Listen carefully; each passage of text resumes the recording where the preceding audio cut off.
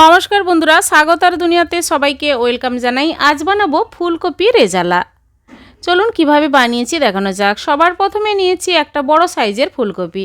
ফুলকপিগুলো আমি ছোট ছোট পিস করে কেটে নেব, বেশি বড় সাইজও নয় আর বেশি ছোটও নয়।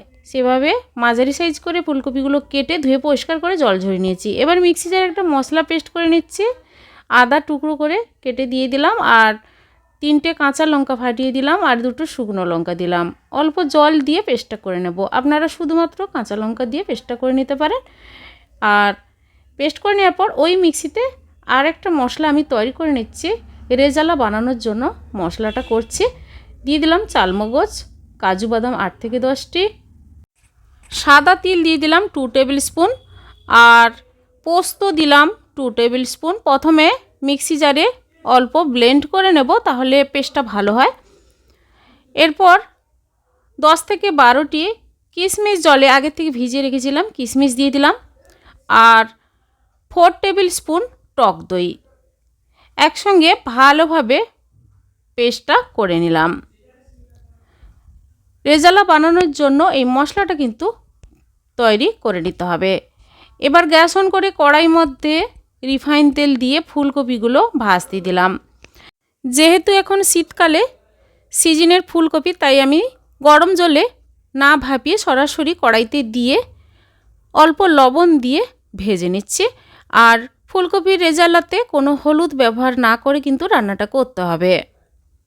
ফুলকপিগুলো ভাজা হয়ে গেছে, কড়াই থেকে তুলে নিলাম।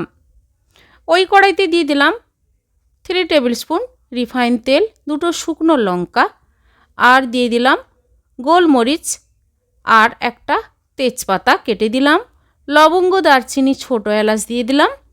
তেলের মধ্যে এই মশলাগুলো দিয়ে নাড়াচাড়া করে তারপর দিয়ে দেবো সামান্য পরিমাণ গোটা জিরে। আপনারা সামরিচ দিতে পারেন। সুন্দর একটা গন্ধ আসতে শুরু করলে গ্যাসের ফ্লেমটা কিন্তু লো রেখে তারপর মিক্সিতে পেস্ট করে রাখা মশলাটা দিয়ে দিতে হবে।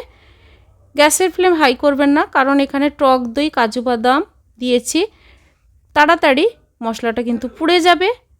এরপর কাঁচা লঙ্কা, আদা পেস্ট করে রেখেছিলাম, ওই পেস্টটা মশলার সঙ্গে দিয়ে দিলাম। দেওয়ার পর কিছুক্ষণ মশলাটা কিন্তু কষিয়ে নিতে হবে। কাশ্মীরি লঙ্কার গুঁড়ো 1/2 টেবিল স্পুন আর 1/2 টেবিল স্পুন চিনি দিলাম। হলুদ ব্যবহার যেহেতু করছি না, কালারটা আসার জন্য কাশ্মীরি লঙ্কার গুঁড়ো ব্যবহার করেছি। এবার মশলা থেকে যতক্ষণ না পর্যন্ত তেল ছাড়তে শুরু করছে ততক্ষণ পর্যন্ত কিন্তু আস্তে আস্তে করে মশলাটা কষতে হবে।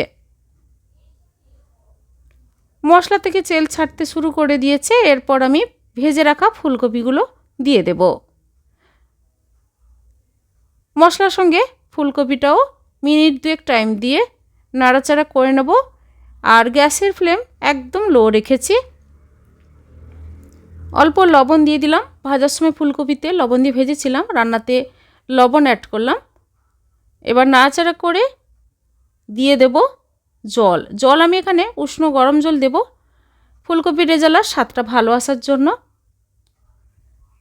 জল দেওয়ার পর গ্যাসের ফ্লেমটা হাই টু মিডিয়াম করে মিনিট 7 ফুটতে দেব। আর ফুলকপির রেজালার গ্রেভিটা কিন্তু বেশ ঘন থাকবে। ভাত, রুটি, পরোটা, লুচি সবার সঙ্গে খেতে কিন্তু বেশ ভালো লাগবে। এবার সবার লাস্টে গরম মশলা গুঁড়ো ছড়িয়ে গ্যাসটা অফ করে দিলাম। কিছুক্ষণ রেস্টে রেখে দেব, তারপর সার্ভ করে নেব ফুলকপি রেজালা।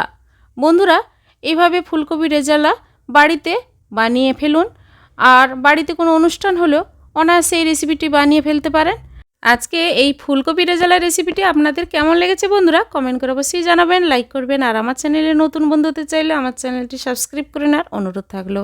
পাশে থাকা বেল আইকন প্রেস করবেন। আমার চ্যানেলে যখন কোনো নতুন রেসিপি দেব আপনাদের কাছে নোটিফিকেশান খুব সহজে পৌঁছে যাবে। আজ এই পর্যন্ত, আবার হাজির হব যে কোনো সময় নতুন কোনো রেসিপি নিয়ে। সবাই ভালো থাকুন, সুস্থ থাকুন, ধন্যবাদ।